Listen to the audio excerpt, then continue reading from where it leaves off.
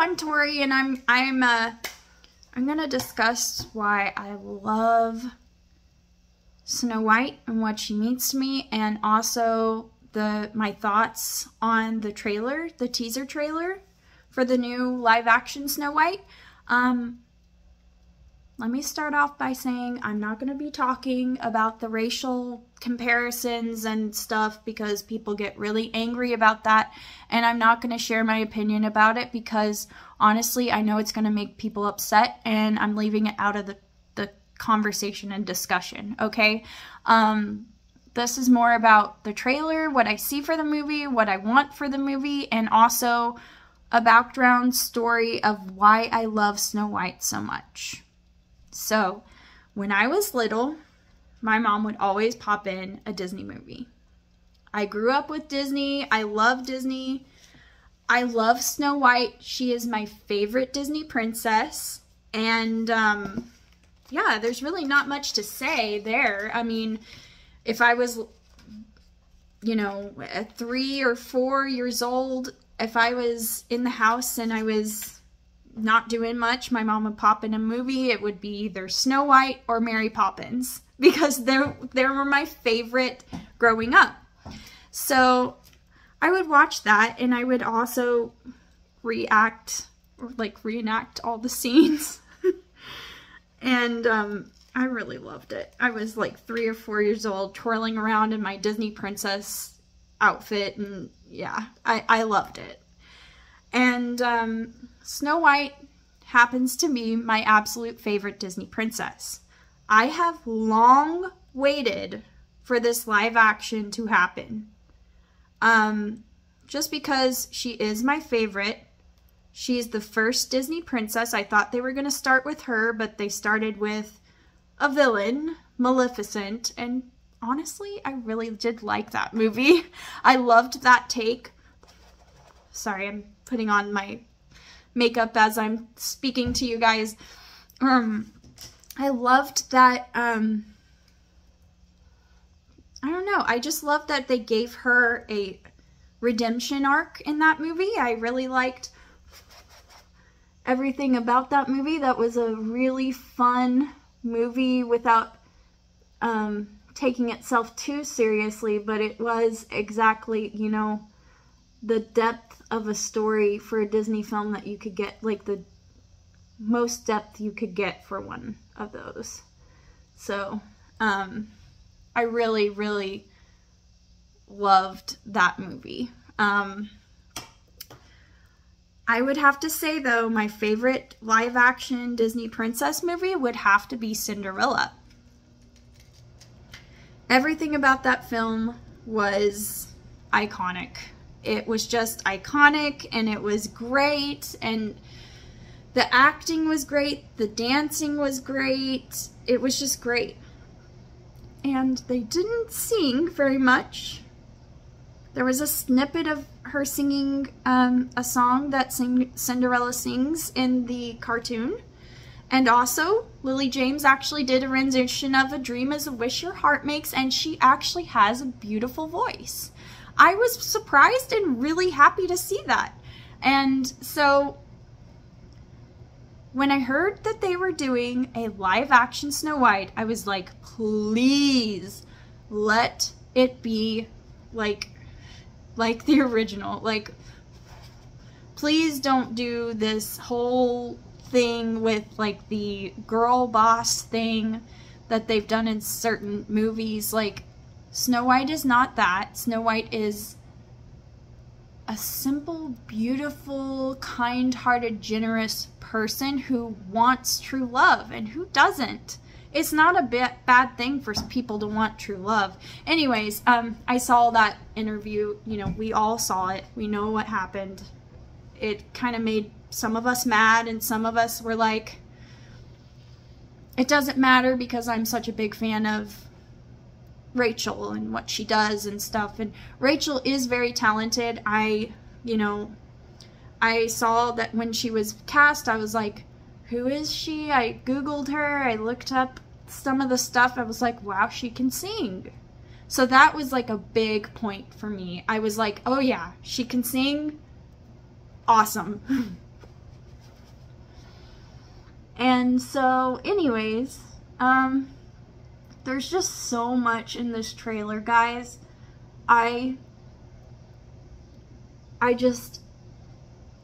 There's just so much that they show, and it's a split matter of seconds, so we can't really determine, like, from a couple seconds what the film is gonna be, you know? We can guess, but we can't really assume what's gonna happen, right? Because in a teaser trailer, you only see, like, snippets of scenes. So keep in mind that my mind is still open, but I'm also really hoping that certain things happen and certain things do not happen. So getting right to the nitty-gritty, let's talk about it. The Cottage.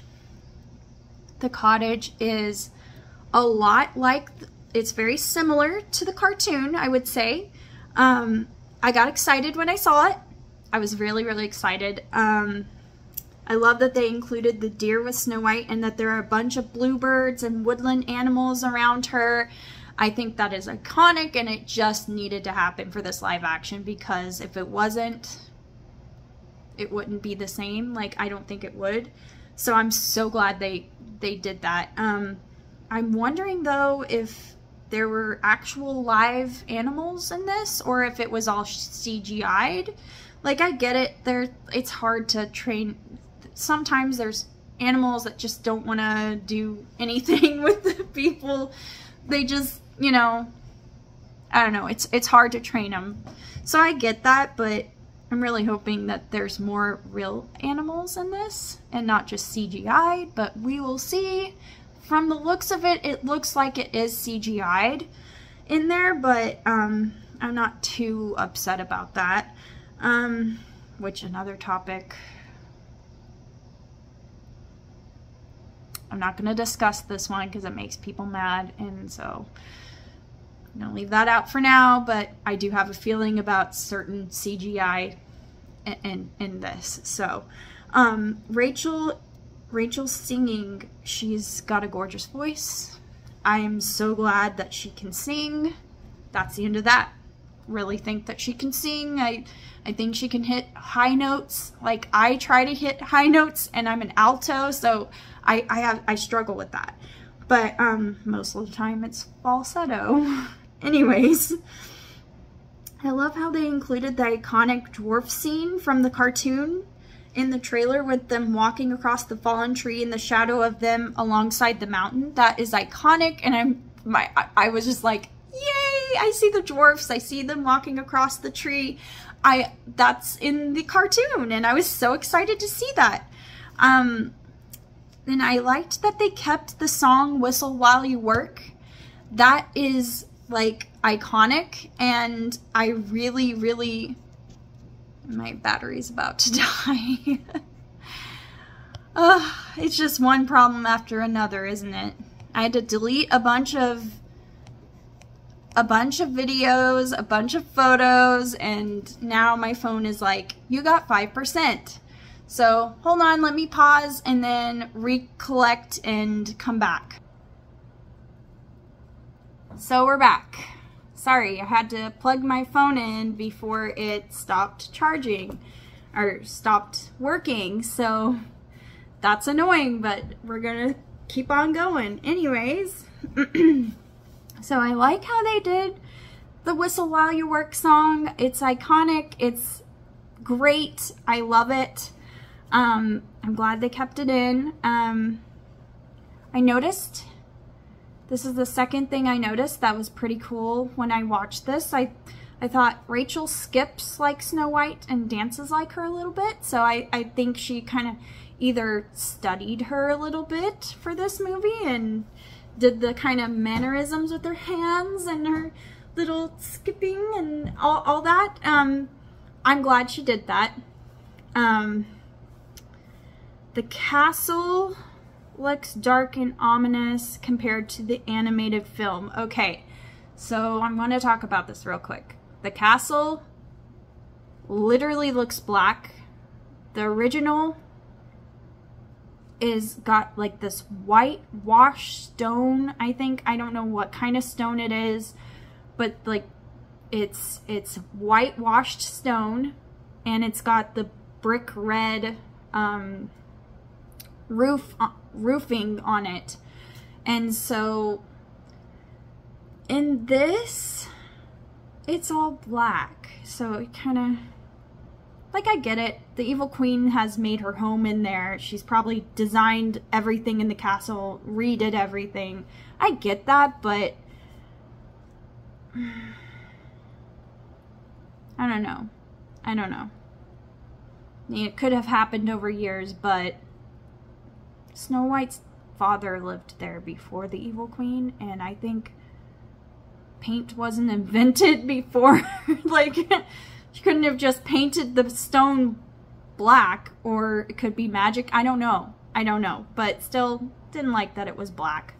I love that there is a village nearby the castle, and it expands. This means it expands the world of Snow White. So we only see in the cartoon, right, there's like the countryside when the prince is riding on his horse alongside the castle wall. We don't see very much there. We just see land. In this universe, you see a village right by the castle, which is really, that made my heart happy to see that, because it expands the world. It gives you more to work with, and it's very nice to see them expand beyond what the cartoon had, which is why I wanted this remake to happen in the first place. Because you could add to an iconic story without changing the entire plot. That's all I'm going to say about that. Anyways, I almost cried when I saw Snow White looking at her reflection in the well. That's iconic. She was looking at her reflection lovingly in the well. Well, I can't pronounce words, but that's iconic, and I was about to cry. I was like, yay, yay, yay, yay. But then I was immediately disappointed when I saw that there was no prince in the frame when she is running back to the castle, and the Evil Queen is just kind of spying on her and looks at her and then goes back into the castle.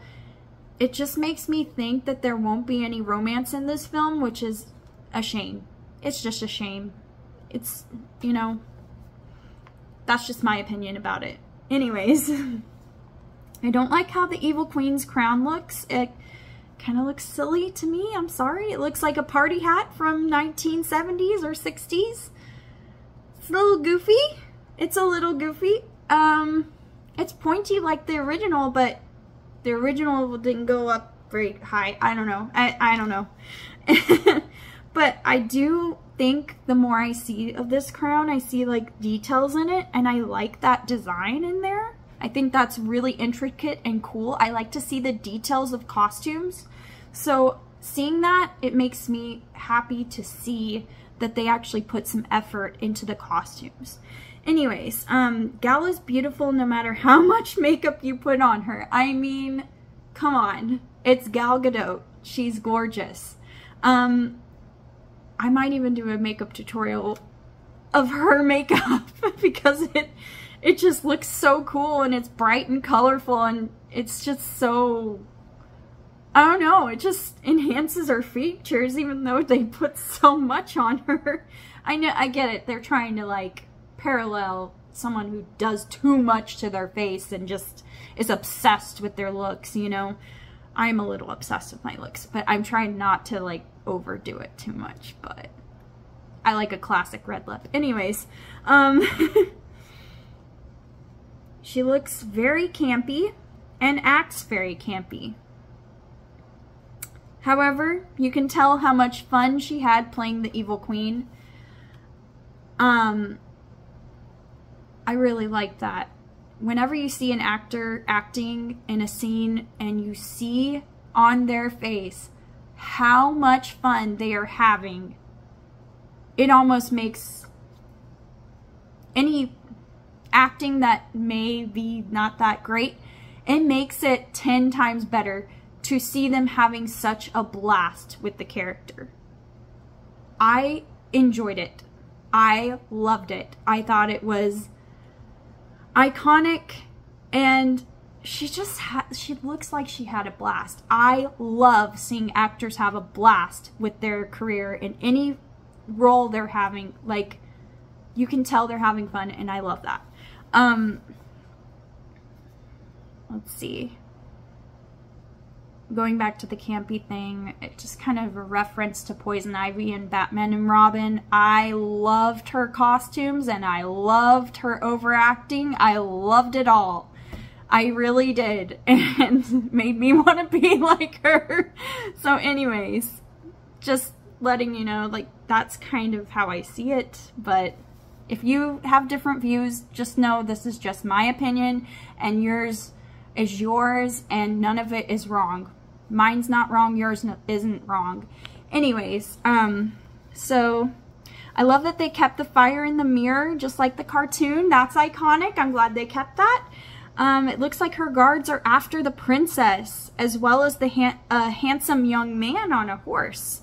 And they're all on horses, but anyways.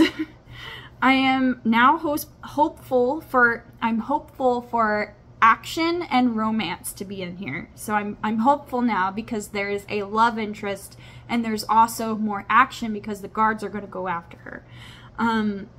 I love the mine train. It's the reference to the ride at Disney and a nod to the original movie. If there wasn't any mine trains in this, it wouldn't be iconic. It wouldn't be a nod to the classic. I'm so glad they kept that in there. One clip we see Snow White with a headband that is red, and other scenes we see her without it. I really wish they would keep that in there. I really love her. I'm trying to see how much time I'm recording this on. I really love her headband with the bow. It's iconic. It's classic. I love it. To see her without it is kind of sad, but I get it. She probably, when she fell running through the forest, it probably fell off of her head, you know? But I'm glad that they included it anyways. It just completes the whole costume.